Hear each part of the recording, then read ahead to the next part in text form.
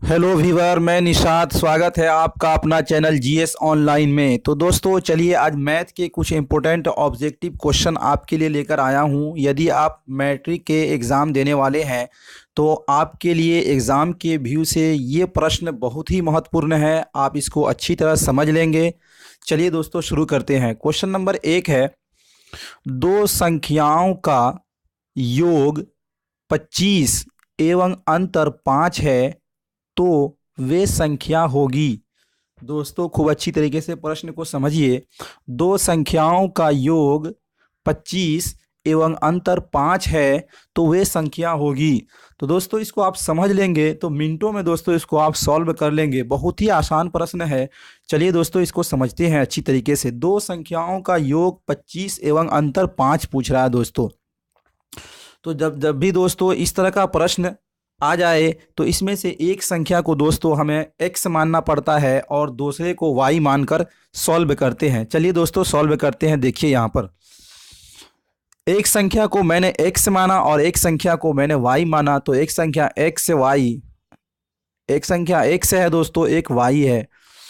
x plus Y बराबर 25। x plus Y बराबर 25। x plus Y क्यों किए दोस्तों? इसलिए कि एक संख्या कह रहा है कि दो संख्याओं का योग, जब योग आए दोस्तों तो उसमें प्लस करना है, जब अंतर आए तो उसमें माइनस करना है। इतना तो दोस्तों हम लोग जानते हैं। तो x प्लस वाई बराबर 25, x प्लस वाई बराबर 25। यहाँ तक तो दोस्तों कोई दिक्कत नहीं होगा। इसको समीकरण 1 मान लेते हैं। इसको समीकरण 1 मान लेते हैं। समीकरण 1 क्यों माने दोस्तों, ये आगे आपको समझ में आएगा। और दूसरी कह रहा है कि और एवं अंतर मतलब दो संख्याओं का अंतर। तो अंतर का माने होता है माइनस। तो x माइनस वाई बराबर 5, x माइनस वाई बराबर 5। यहां तक तो दोस्तों कोई दिक्कत नहीं हुआ होगा। अब इसको हम लोग सॉल्व कर लेंगे। जब ये समीकरण 1 और समीकरण 2 बन गया तो अब यहां से दोस्तों हम सॉल्व करेंगे। सॉल्व कैसे करेंगे दोस्तों? x Y plus Y minus plus minus से ये कट जाएगा और उसके बाद एक x ऊपर है और एक x नीचे है तो ये दोनों जुड़ जाएगा दोस्तों। तो x प्लस 2x हो जाएगा और उसके बाद यहाँ है 25 प्लस 5 30 हो जाएगा। यहाँ तक तो दोस्तों आशा करता हूँ आपको कोई दिक्कत नहीं हुआ होगा। आगे चलते हैं दोस्तों। थोड़ा सा टाइम लगेगा मगर आप जब समझ लेंगे प्रश्न को अच्छी तरीके से तो आपको थोड़ा भी टाइम नहीं लगेगा। तो x बराबर दोस्तों समझिए यहाँ अच्छी तरीके से। यहाँ पर जो है 2x, तो 2x का मतलब होता है 2 गुना x, 2 गुना x यानी गुना में रहता है। जब कोई संख्या इक्वल टू से इधर गुना में हो और उसको उस तरफ पक्षांतर करना यानी इस तरफ लाना है तो वो संख्या भागा में हो जाएगा। किस में हो जाएगा दोस्तों? भागा में हो जाएगा। ये बहुत ही इंपॉर्टेंट है, इसको हमको याद रखना होगा। जब कोई संख्या इधर गुना में हो उसको जब इक्वल टू से इधर लाएंगे तो वो भागा में हो जाएगा। तो यहाँ दोस्तों है 2x का मतलब होता है 2 गुना x, 2 गुना x। जब इसको इस तरफ लाएंगे पक्षांतर करेंगे तो ये हो जाएगा भागा में। तो इसलिए यहाँ पर मैंने लिख दिया है x बराबर 30 और भागा 2। अब तो दोस्तों समझ में आ गया होगा 2 कैसे यहाँ पर आया। x बराबर 30 भागा 2 तो इसका आंसर आ जाएगा 15। कितना आ जाएगा दोस्तों? 15। तो एक का मान हो जाएगा, x का मान हो जाएगा 15, x का मान हो जाएगा 15। जब x का मान 15 हो गया तो इस x के मान को समीकरण 1 चाहे समीकरण 2 किसी में भी मान रखेंगे निकल जाएगा। तो समीकरण 1 में इसके मान को हमने रख दिया। तो समीकरण 1 है x प्लस वाई बराबर 25। तो x का मान हमने 15 निकाला है तो x जो है x की जगह उसी मान को मैंने रख दिया। तो x की जगह 15 प्लस वाई बराबर 25, 15 प्लस वाई बराबर 25। अब देखिए दोस्तों इधर 15 है प्लस में, 15 है इधर प्लस में। जब इसका पक्षांतर करेंगे तो इसका नियम है कि जब कोई संख्या इक्वल टू से इधर प्लस में हो और जब उसको इस तरफ लाना हो तो उसको माइनस क्या चिन्ह होगा? माइनस चिन्ह होगा। इसलिए y का y यहाँ पर हो जाएगा, 25 का 25 उतर गया और ये 15 जो इस तरफ आएगा तो ये 15 यहाँ पर -15 हो जाएगा। यहाँ तक तो दोस्तों कोई दिक्कत नहीं हुआ होगा आशा करता हूँ। तो 25 माइनस 15, तो 25 में से 15 जाएगा तो 10 बचेगा। कितना बचेगा? 10 बचेगा। इसलिए संख्या जो है दोस्तों, एक संख्या है 15 और दूसरी संख्या है 10, इसलिए संख्या बराबर हो जाएगा 15 और 10, संख्या बराबर 15 और 10। दोस्तों कोई दिक्कत नहीं हुआ होगा, अगर आप कोई दिक्कत हुआ होगा दोस्तों तो इसको कमेंट बॉक्स में जरूर आप दोस्तों लिखें। तो इसलिए संख्या बराबर 15 10, इसलिए इसका ऑप्शन नंबर ए सही हो जाएगा। चलिए दोस्तों अगले क्वेश्चन की तरफ चलते हैं। अगला क्वेश्चन है, 2 अंकों की संख्या में इकाई का अंक x, 2 अंकों की संख्या में इकाई का अंक x तथा दहाई का अंक y हो तो संख्या होगी। 2 अंकों की संख्या में इकाई का अंक x तथा दहाई का अंक y हो तो संख्या होगी। तो दोस्तों सबसे पहले एक चीज़ हम आपको समझाते हैं, हम लोग ने बचपन में पढ़ा है। अगर हम यहाँ लिख देते हैं दोस्तों 12 और इसका विस्तार रूप हम लोग पढ़े हैं, 12 का विस्तार रूप होगा 10 प्लस 2, 10 प्लस 2। तो 10 प्लस 2 में दोस्तों सबसे पहले ये समझिए 10 प्लस 2, तो ये जो है सर दोस्तों 2 जो है वो इकाई संख्या है और ये जो 10 है यानी जो 1 है यहाँ पर वो दहाई है। क्या है? दहाई है। तो हमने क्या किया है, 1 में 10 से गुना किया है, यानी 10 गुना 1 प्लस 2, 10 गुना 1 प्लस 2, यानी कोई भी संख्या उसमें दहाई से गुना करना है।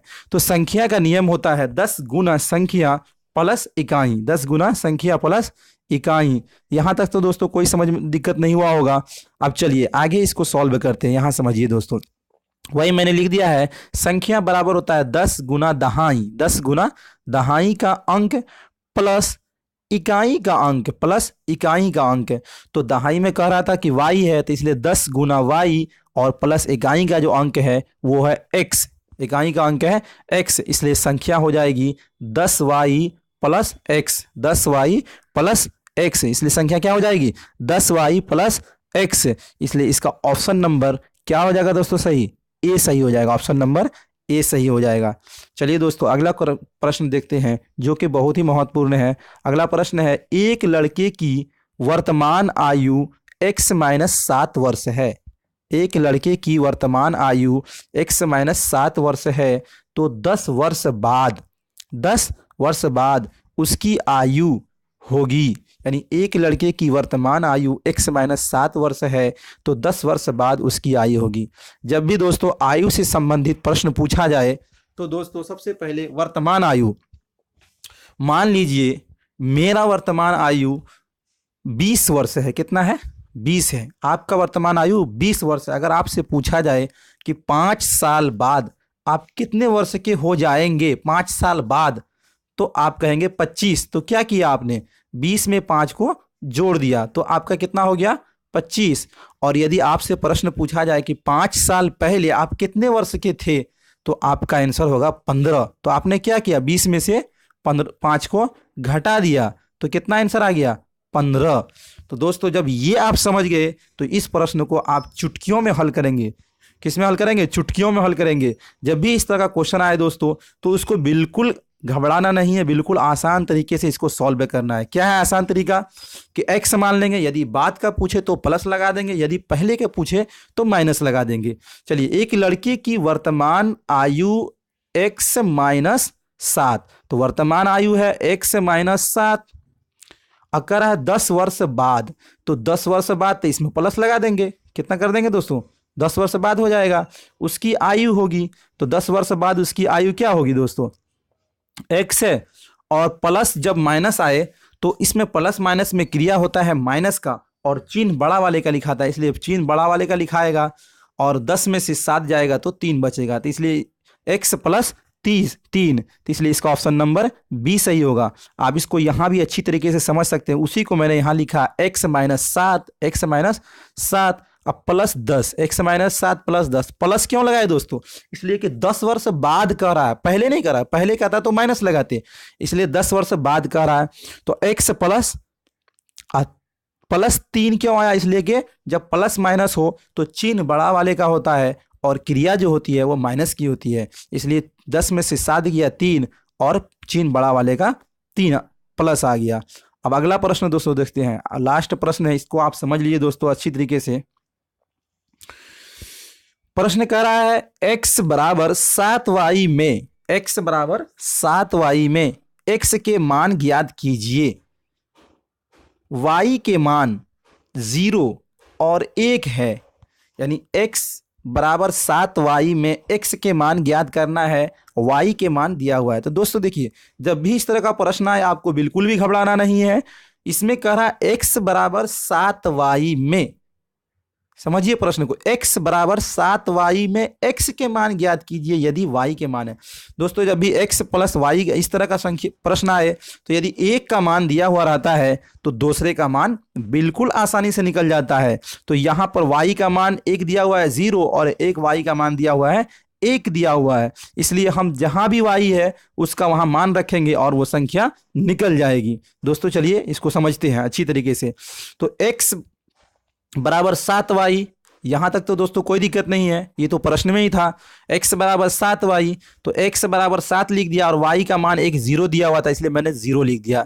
तो 7 गुना 0, 7 गुना 0, और 0 में जब किसी संख्या को गुना करेंगे तो उसका मान क्या हो जाएगा दोस्तों, 0 हो जाएगा। तो इसलिए एक मान जो होगा x का मान होगा 0, एक मान जो होगा x के बराबर 0 होगा। यहां तक तो दोस्तों कोई दिक्कत नहीं हुआ होगा। और दूसरा जो y का मान दिया हुआ था, एक मान दिया हुआ था, कितना मान दिया हुआ था, एक मान दिया हुआ था, इसलिए मैंने लिया x बराबर 7y, x बराबर 7y, और x बराबर 7 और y का मान 1 दिया हुआ है तो y का मान 1 यहां लिख दिया, यानी 7 गुना 1, क्योंकि यहां 7 y का मतलब होता है गुना में है, y का मतलब होता है y गुना में है, इसलिए मैंने लिख दिया 7 गुना 1। और जब 7 को गुना करिएगा 1 में तो आंसर होगा 7, कितना होगा 7, इसलिए x का एक मान हो जाएगा 7 और एक मान हो जाएगा 0, तो इसलिए x का मान होगा 07। क्या मान होगा, 07। जब x का मान 07 होगा तो इसका ऑप्शन नंबर ए सही होगा। दोस्तों आशा करता हूं दोस्तों कि ये प्रश्न आपको बहुत ही अच्छी तरीके से समझ में आ गया होगा। अगर आपको अच्छी तरीके से समझ में आ गया दोस्तों तो हमारे वीडियो को लाइक और शेयर ज़रूर करें।